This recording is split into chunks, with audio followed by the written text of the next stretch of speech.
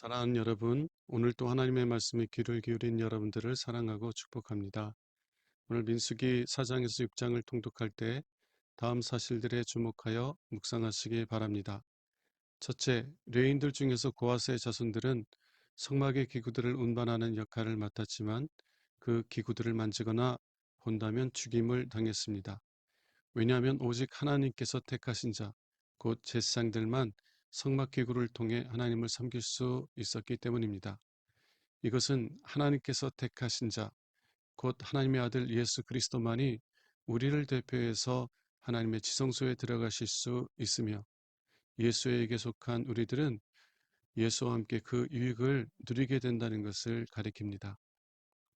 둘째, 누군가를 의심할 때, 특별히 가까운 사람을 의심할 때 그 의심은 의심하는 자나 의심을 받는 자 모두의 삶을 황폐하게 만듭니다. 하나님께서는 아내의 부정을 의심하는 남편을 아내와 함께 제사장에 가서 부정을 가리는 의식을 행하라고 명령하십니다. 이는 단순히 남편의 소유로 여겨지던 아내를 보호하기 위함만은 아닙니다. 의심하는 남편도 보호하기 위함입니다. 그러므로 가까운 사람을 의심하게 될 때 혹은 가까운 사람에게 의심을 받을 때 그 문제를 하나님 앞에 가지고 나아가야 합니다. 그리고 하나님께서 판단하시고 심판해 주실 것을 믿고 그 문제를 하나님 앞에 내려놓아야만 합니다. 그러할 때 의심의 파괴적인 영향으로부터 우리 자신과 우리에게 소중한 사람들을 지킬 수 있을 것입니다. 셋째, 나실리는 일정 기간 동안 자신을 하나님께 드린 사람을 가리킵니다. 이들은 먼저 포도주를 마시지 말아야만 했습니다. 하나님께 자신의 삶을 드린 사람들은 매일 정기적으로 기도하는 삶을 살아갑니다.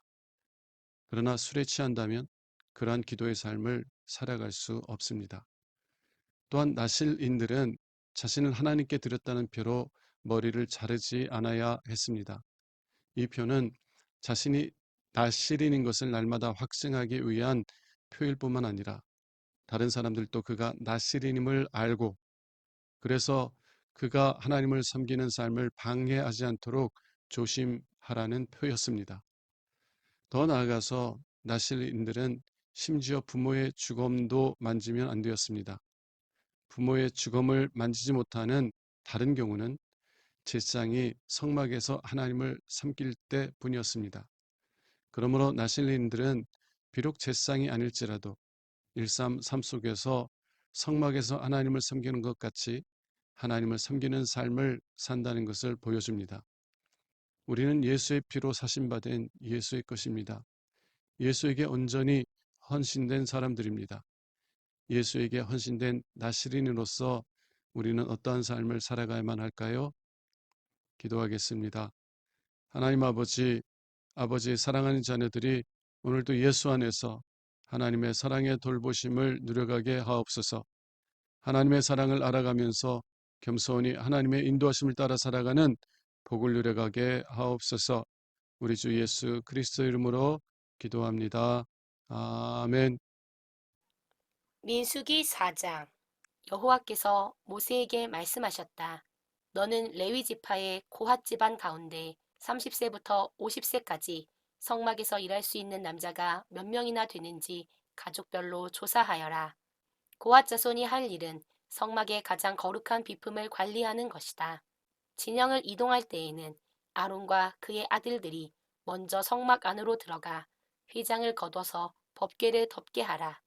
그리고 그 위에 바닷소의 가죽을 덮고 그 가죽 위를 순청색 천으로 덮은 다음 운반체를 법궤 고리에 꿰게 하라. 상에는 푸른 천을 깔고 그 위에다 대접과 국자와 잔과 주전자와 항상 차려놓는 빵을 놓아라. 그리고 그것을 붉은 천으로 덮고 다시 바닷소의 가죽으로 덮은 다음 운반체를 상 고리에 꿰어라. 다음에는 청색 천으로 등대와 등잔과 심지 자르는 가위와 불똥 그릇과 모든 기름 그릇을 싸야 한다.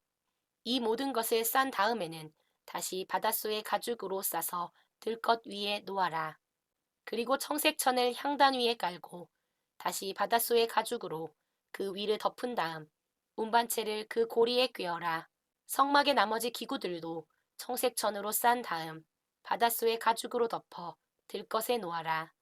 번제단은 먼저 거기 있는 재를 다 퍼낸 후에 자색천을 그 위에 펴고 제단에서 사용되는 모든 기구, 곧 불 옮기는 그릇과 고기 갈고리와 부삽과 피를 담는 그릇을 놓은 다음 바닷소에 가죽을 덮고 운반체를 번제단 고리에 꿰어라.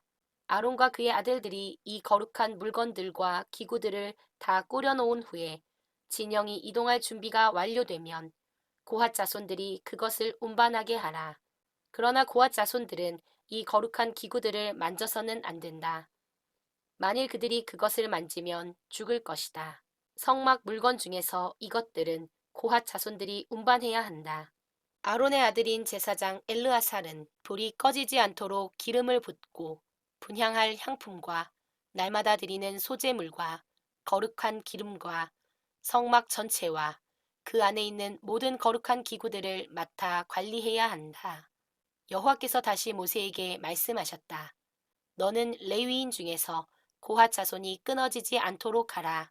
그들이 가장 거룩한 물건에 접근할 때 죽지 않도록 아론과 그의 아들들이 그들과 함께 성소에 들어가서 그들이 각자 해야 할 일과 운반할 물건을 지시하도록 하라. 그러나 고핫 자손들은 성소에 들어가서 잠시라도 거룩한 물건을 보아서는 안 된다. 그렇지 않으면 죽을 것이다. 여호와께서 모세에게 이렇게 말씀하셨다. 너는 게르손 집안 가운데서도 30세부터 50세까지 성막에서 일할 수 있는 남자가 몇 명이나 되는지 가족별로 조사하여라. 게르손 자손이 해야 할 일은 성막 휘장, 성막과 그 덮개들, 바닷소의 가죽으로 된 제일 윗 덮개, 성막 출입구 휘장, 성막과 제단을 둘러친 포장, 뜰의 출입구 막, 밧줄, 그리고 이 모든 것에 사용되는 기구를 운반하는 것이다. 게르손 자손이 하는 모든 일은 아론과 그의 아들들의 지시를 받아야 한다. 그리고 너는 그들이 운반할 물건을 하나하나 지정해 주어라. 이상은 게르손 자손들이 성막에서 해야 할 일이다. 그들은 아론의 아들인 제사장 이다말의 지시를 직접 받도록 하라. 너는 무라리 집안 가운데서 30세부터 50세까지 성막에서 일할 수 있는 남자가 몇 명이나 되는지 가족별로 조사하여라. 무라리 자손이 해야 할 일은 성막 널빤지, 가로대, 기둥과 그 받침들, 성막 뜰 기둥과 그 받침, 말뚝과 줄, 그리고 이 모든 것에 사용되는 기구를 운반하는 일이다. 너는 그들에게 각자 운반할 물건을 지정해 주어라. 이상은 아론의 아들인 제사장 이다말의 지시를 받아 무라리 자손이 성막에서 해야 할 일이다. 모세와 아론과 다른 지도자들은 여호와의 명령에 따라 고핫 자손과 게르손 자손과 무라리 자손 가운데 30세부터 50세까지 성막에서 일할 수 있는 남자들을 각 집안과 가족 단위로 조사했는데 그들이 조사한 것을 보면 고핫 자손 가운데 2,750명, 게르손 자손 가운데 2,630명, 무라리 자손 가운데 3,200명, 모두 8,580명이었다. 이와 같이 모세는 여호와의 명령에 따라 그들을 조사하여 각자 해야 할 일과 운반할 물건을 정해 주었다. 5장 여호와께서 모세에게 말씀하셨다. 너는 이스라엘 백성에게 명령하여 모든 문둥병자와 유출병 있는 자와 시체를 만져 부정하게 된 자들을 진영 밖으로 내보내도록 하라. 너는 남자든 여자든 그런 자들을 다 진영 밖으로 내보내 내가 머물고 있는 진영을 더럽히지 않도록 하라. 그래서 이스라엘 백성은 여호와께서 모세에게 명령하신 대로 그들을 모두 진영 밖으로 내보냈다. 여호와께서는 이스라엘 백성에게 이렇게 전하라고 모세에게 말씀하셨다. 어떤 남자나 여자가 남에게 피해를 입혀 나 여호와에게 신실하지 못하면 그 사람은 죄를 범하였으므로 그 죄를 고백하고 그 피해에게 5분의 1을 더하여 피해자에게 배상하라. 그러나 만일 그 피해자가 죽었을 경우 배상금을 받을 가까운 친척이 없으면 그것은 나 여호와의 것이므로 그 사람의 죄를 씻을 속죄의 순양과 함께 제사장에게 바쳐야 한다. 이스라엘 백성이 나 여호와에게 드리려고 제사장에게 가져오는 모든 거룩한 예물은 제사장의 것이니 제사장이 갖도록 하여라. 여호와께서는 이스라엘 백성에게 이렇게 전하라고 모세에게 말씀하셨다. 만일 어떤 사람의 아내가 간음하여 남편에게 탄로되지 않고 증인도 없으며 현장에서 잡히지도 않았지만 남편이 아내의 부정을 의심하거나 또 아내가 몸을 더럽히지 않았어도 그녀에 대하여 의심이 생기면 남편은 아내를 제사장에게 데리고 가서 그녀를 위해 보릿가루 2.2리터를 바쳐야 한다. 그러나 그 보릿가루에 기름을 붓거나 유향을 넣어서는 안 된다. 이것은 의심하는 남편이 사실을 밝히려고 드리는 예물이기 때문이다.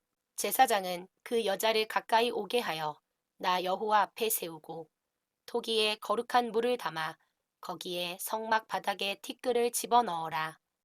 그리고 그 여자의 머리를 풀게 한 후 그 예물을 손에 들게 하고 제사장은 저주를 불러 일으킬 쓴 물을 들고 그녀에게 맹세하게 한 다음 이렇게 말하여라.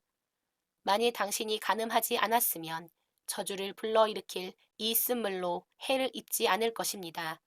그러나 만일 당신이 간음하였으면 저주를 불러 일으킬 이 물이 당신의 몸에 들어가 배가 부어오르고 당신의 하체가 썩어 문드러질 것입니다. 그러면 그 여자는 예, 그렇게 되게 하십시오 하고 말해야 한다. 그런 후에 제사장은 이 저주의 말을 두루마리에 기록하여 그것을 쓴 물에 빨아 그 물을 그 여자에게 마시게 하라. 그녀가 죄를 지었다면 이 물이 그녀의 몸속에 들어가 쓰라린 고통을 느끼게 할 것이다.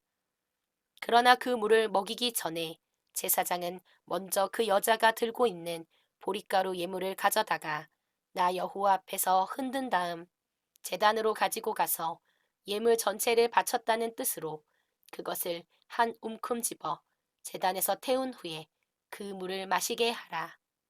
만일 그 여자가 자기 남편을 배신하고 간음하여 더러워졌다면 그 물이 뱃속에 들어갈 때 쓰라린 고통을 느끼게 될 것이며 그 배는 부어오르고 그녀의 하체는 썩어 문드러질 것이다.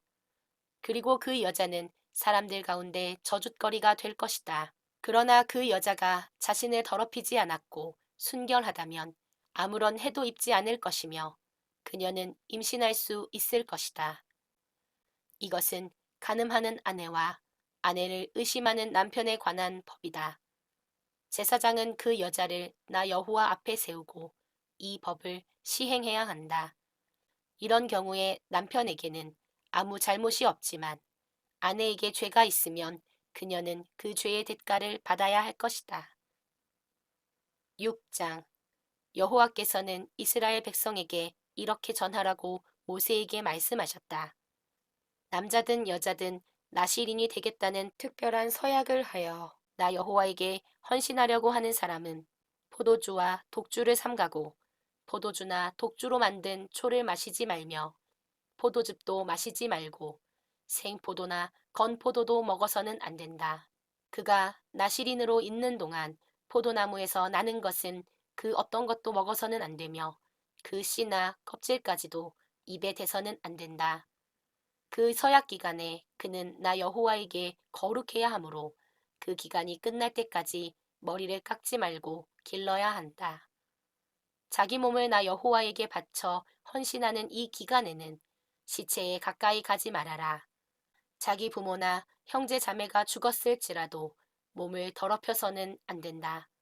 이것은 자기 몸을 구별하여 나 하나님에게 바쳤다는 표가 그 머리에 있기 때문이다.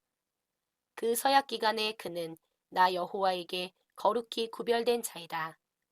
만일 어떤 사람이 나시린 곁에서 갑자기 죽어 그 나시린의 머리를 더럽혔으면 그 나시린은 그가 정결하게 되는 날, 곧 7일째 되는 날에 더럽혀진 머리를 깎고 8일째 되는 날에 산 비둘기 2마리나 집 비둘기 2마리를 성막 입구에 가지고 가서 제사장에게 주어야 한다.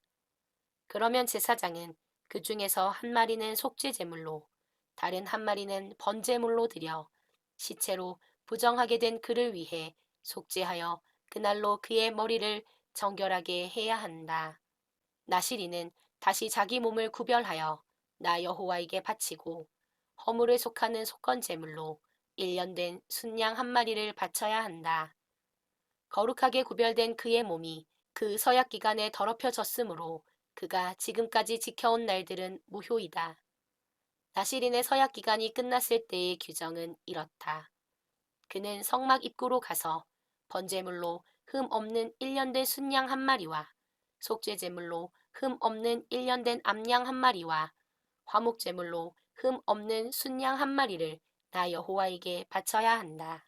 그리고 누룩을 넣지 않은 빵 한 광주리와 감람기름을 고운 밀가루에 섞어서 만든 과자와 누룩을 넣지 않고 기름만 바른 얇은 과자와 곡식으로 드리는 소제물과 포도주로 드리는 전제물도 함께 바쳐야 한다. 제사장은 이 제물들을 나 여호와 앞에 가지고 와서 먼저 속죄 제물과 번제물을 드리고 나서 누룩 넣지 않은 빵 한 강주리와 함께 순양을 화목 제물로 드린 다음 소제와 전제를 드리도록 하라. 그런 후에 나시리는 성막 입구에서 머리를 깎고 그 머리털을 화목 제물이 타고 있는 불에 넣어야 한다. 나시린이 머리를 깎고 나면 제사장은 삶은 순양의 앞다리 부분과 누룩을 넣지 않은 과자와 얇은 과자를 하나씩 가져다가 그 나시린의 두 손에 얹어 놓고 그것들을 나 여호와 앞에서 흔들어 요제로 바쳐라. 흔들어 바친 제물의 가슴과 들어 올려 바친 넓적다리와 함께 이것들도 거룩함으로 제사장의 몫이다. 그 후에는 나시린이 포도주를 마셔도 된다. 이상은 나시린의 서약 기간이 끝났을 때 나 여호와에게 예물을 드리는 규정이다. 이 외에도 그가 드리기로 약속한 것이 있으면 그는 그 약속을 반드시 지켜야 한다. 여호와께서 모세에게 말씀하셨다. 너는 아론과 그의 아들들에게 다음과 같은 말로 이스라엘 백성을 축복하라고 말하여라. 여호와께서 너를 축복하시고 지키시기 원하노라. 여호와께서 너에게 자비와 은혜 베푸시기를 원하노라. 여호와께서 인자하게 너를 바라보시며 너에게 평안을 주시기 원하노라. 아론과 그의 아들들이 이스라엘 백성을 축복하면 내가 그들에게 복을 내려 주겠다. 오늘의 말씀은 민수기 4장에서 6장입니다. 오늘도 행복한 하루 되세요.